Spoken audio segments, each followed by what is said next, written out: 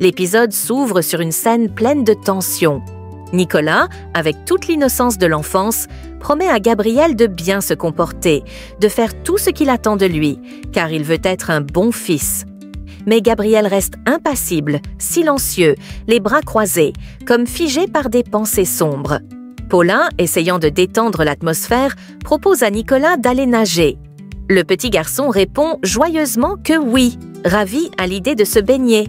Elle se tourne alors vers Gabriel et lui demande de passer un peu de temps avec eux. Mais une fois encore, il ne dit rien. Son silence est lourd. Nicolas le supplie alors de les accompagner.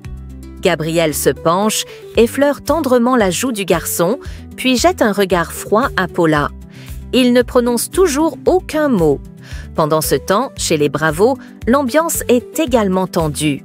Salvador, le regard grave, annonce à Jenny qu'il n'est pas là pour se disputer encore une fois, mais simplement pour poser quelques questions à Joanna.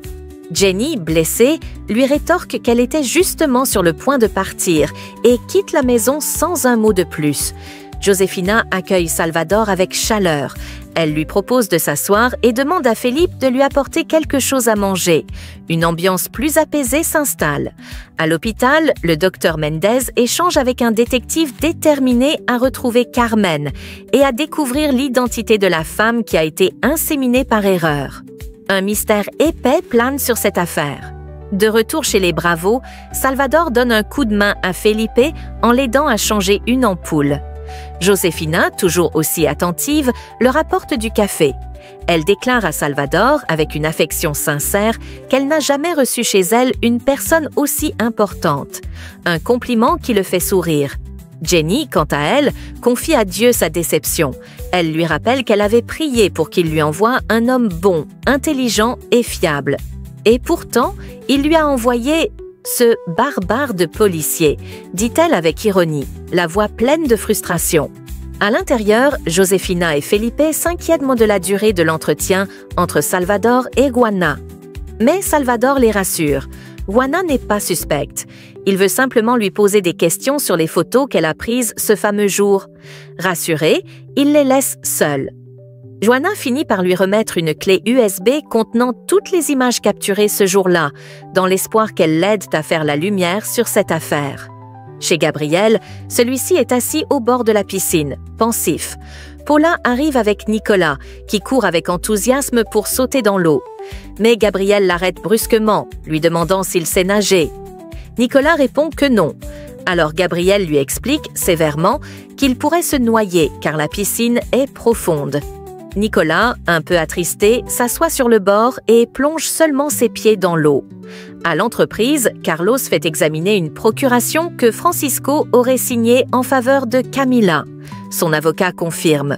Le document est authentique. Au même moment, Rogelio se trouve avec Camila. Il se permet de la toucher, ce qui la met profondément mal à l'aise.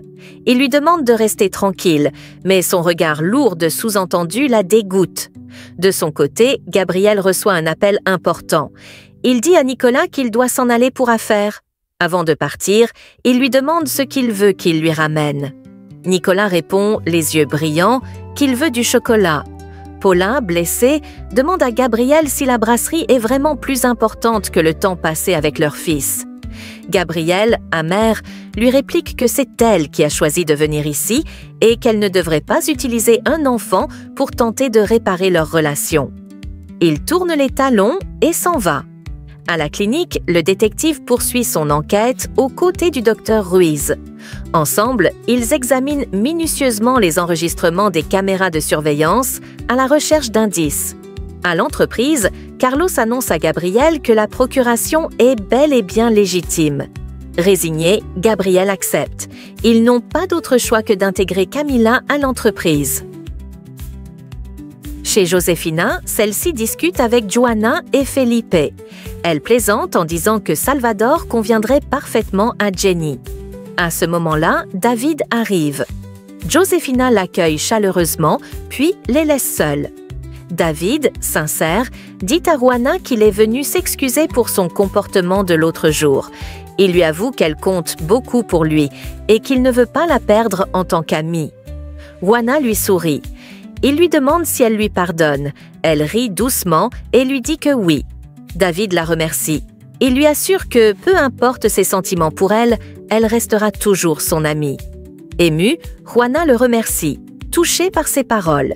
Il lui dit qu'elle peut compter sur lui, et elle lui répond avec gratitude. Pendant ce temps, Camila rentre chez elle. Encore bouleversée par les gestes déplacés de Rogelio, elle se sent souillée. Elle trouve Paula en train de courir derrière un petit garçon. Elle lui demande comment Gabriel a réagi. Paula répond qu'il s'est fâché contre elle, mais qu'elle ne compte pas abandonner. Camila lui confie alors qu'elle a trouvé un document très important parmi les affaires de Francisco. Un document qui pourrait tout changer. Au poste de police, Salvador et Pacheco examinent les photos fournies par Juana. Soudain, l'une d'elles attire leur attention. On y voit Rogelio entraînant Francisco de force. Dans une rue animée, Jenny passe devant un restaurant. Une serveuse, excédée, claque sa démission. Intriguée, Jenny entre et demande s'il y a du travail. On lui dit de repasser plus tard pour rencontrer le patron. Tout excitée, elle promet de revenir. À la clinique, en visionnant les caméras de surveillance, le docteur Ruiz croit reconnaître Juana. Mais la vidéo est trop brève pour qu'il puisse en être certain. Dans son garage, Felipe confie à Daniela que Juana était avec David à la maison lorsqu'il est sorti. Pendant ce temps, Camila dit à Paula qu'elle veut travailler à la brasserie, pas seulement pour gagner de l'argent, mais aussi pour être ses yeux et ses oreilles. En parlant, elle lui montre une photo troublante de Gabriel et Juana, très proches l'un de l'autre. Paula, furieuse, accepte immédiatement sa proposition. Puis elle se rend auprès de Nicolas, encore secouée par ce qu'elle vient d'apprendre. Pendant ce temps, à la paroisse, Juana distribue des bonbons aux enfants après la messe. Elle rit avec eux, le cœur léger, comme si, pour un instant, les soucis s'étaient envolés. Elle incarne cette douceur discrète, cette bienveillance naturelle qui la rend immédiatement attachante. Au même moment, Gabriel passe un appel pressant au détective qu'il a engagé pour retrouver la femme enceinte à la suite de l'insémination accidentelle. Le détective lui confirme qu'ils ont bien passé en revue les images de vidéosurveillance de la clinique. Grâce à ces enregistrements, ils sont en train de faire établir un portrait robot de la femme, espérant ainsi pouvoir l'identifier rapidement. De retour à la paroisse, le prêtre s'approche de Juana et lui annonce calmement que Nicolas est allé aujourd'hui chez une dame qui souhaite l'adopter, afin que son mari puisse faire sa connaissance. Intriguée, Juana demande qui est cette femme. Le prêtre répond simplement que c'est Paula. Surprise, elle ouvre de grands yeux. Paula, l'épouse de Gabriel Rubio. Le trouble envahit Juana. Son cœur se serre, tiraillé entre les doutes et les révélations à peine digérées. À la clinique, l'informaticien termine enfin le portrait robot de la femme aperçu sur les caméras. Le visage qui apparaît sur l'écran ressemble fortement à Juana. Trop pour que ce soit une coïncidence. Toujours à la paroisse, Juana confie au prêtre ses tourments intérieurs. Elle ne sait pas si elle pourra donner son enfant en adoption après l'accouchement. C'est vrai que Gabriel ferait un excellent père, mais quelque chose l'empêche de se détacher de ce bébé qu'elle porte. À l'entreprise, Gabriel entre dans le bureau de Rogelio. Il lui annonce que la procuration signée par Francisco a bien été validée par leurs avocats. Il n'a donc plus d'objection à ce que Camila intègre officiellement la brasserie. Rogelio, satisfait, répond que c'est une excellente décision, un sourire ambigu sur les lèvres. Chez les Bravos, Jenny parle à sa mère Josefina de ses inquiétudes pour Juana. Elle est tourmentée par tout ce que traverse sa fille. Juana entre dans la pièce au moment où elle entend sa mère dire qu'elle ne pourra probablement pas réaliser son rêve d'aller à l'université. Avec un petit sourire rassurant, Juana leur dit de ne pas s'inquiéter. Elle promet que tout ira bien. Jenny, émue, la serre dans ses bras et lui avoue à quel point elle l'aime. Elle la supplie de ne pas donner l'enfant, car elle sent que Juana le regretterait profondément. Juana baisse les yeux. Son silence est plus éloquent qu'une réponse. À l'entreprise, Paula croise le détective de Gabriel. Soupçonneuse, elle lui demande sur quoi il enquête pour son mari. Il lui répond avec professionnalisme qu'il est tenu par une clause de confidentialité et ne peut rien révéler. Frustrée, Paula se rend directement dans le bureau de Gabriel. Elle entre, furieuse, et l'accuse de lui cacher des choses. Gabriel, exaspérée, lui répond qu'elle n'est pas mieux, qu'elle est hypocrite. Elle insiste, veut savoir si l'enquête concerne la fameuse photographe. Finalement, Gabriel lui avoue que le docteur Mendez lui a révélé qu'une autre femme avait été inséminée par erreur et qu'ils ignorent encore qui c'est. Le détective tente justement de la retrouver. Paula, sous le choc, ne comprend pas ce que cela signifie. Gabriel lui explique à nouveau calmement. Elle s'approche alors de lui, posant une main sur son bras et lui dit qu'ils doivent apprendre à se parler. Sans communication, leur couple ne survivra pas. Plus tard, Juana parle à sa mère de Gabriel.